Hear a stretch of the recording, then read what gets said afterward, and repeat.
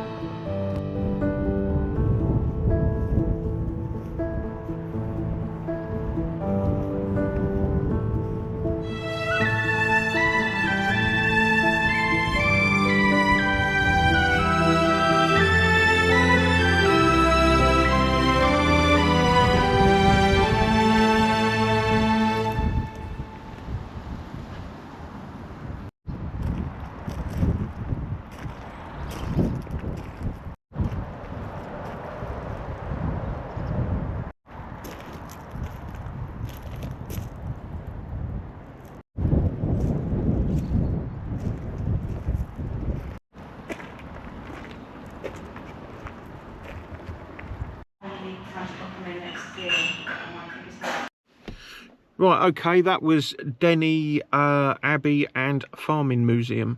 Now, I didn't realise that there was a farming museum there as well. I was just more focused on the old Abbey. And when I got there and I see the farming equipment, I thought, okay, all right.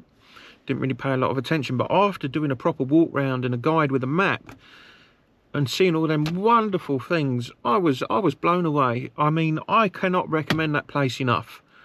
I think it is absolutely outstanding. I mean, not only have you got that ruin to have a look at, you know, the Abbey itself, but you got all the old farming equipment, and there's like an old-fashioned shop there, and loads and loads of bits and pieces that's that you could have a nosy at. It's such a wonderful place. It'd be really good to take kids there to have a look. You know, as much as I don't want screaming kids around, I mean, you know, if you're one of those sort of parents that goes out and about with your kids to show them that sort of thing, then absolutely 100%. I mean, I think there was 4 or 5 other people there, you know, walking around with their children, and they were loving it. It was lovely to see, actually. It was very, very nice. Now, the woman in the ticket office, if I'd have got her name, I would have written something to the English Heritage and said what a star she was. She was so nice. You know, she gave me all the information that I needed. She was so smiley and happy and engaging with me, you know, just definitely going above and beyond just working behind a counter. She was so nice, lovely, you know, and it was just so refreshing to have someone with such a bubbly personality that was communicating with you and smiling, and it was just so nice, you know, because, well, for me, I'm surrounded by a lot of people that are not that way. I mean, that's probably the influence I have on them, but anyway, regardless of that, she was lovely, really, really was. If you're like me and you prefer going there on quieter times, then she did say to me the best time to come would be first thing, 10 o'clock. 10 o'clock it opens its doors. And she says a lot of people only come on fair weather days. Luckily today, I mean, there was a bit of a mixed bag. It was really windy, but it was dry, so there was only a few of us there. But she said a couple of days ago, or yesterday, whenever it was a nice day, it was jam-packed. So, you know, it depends what you want to do, really. Also in there is a I can't remember what it's called. There's a cafe in there, or coffee shop, whatever it is. And I had this absolutely outstanding slice of cake in there. It was lovely. It was like coffee, walnut and carrot or something with some cream in it. It was amazing. Oh, a really good price as well. Anyway, I'm not going to rabbit on about that anymore. I will leave a link below for you to have a look at. It is free for English Heritage members, obviously, but then there is a charge if you're not. Free parking though. Yeah, anyway, have a look at the link below, and please give it a go.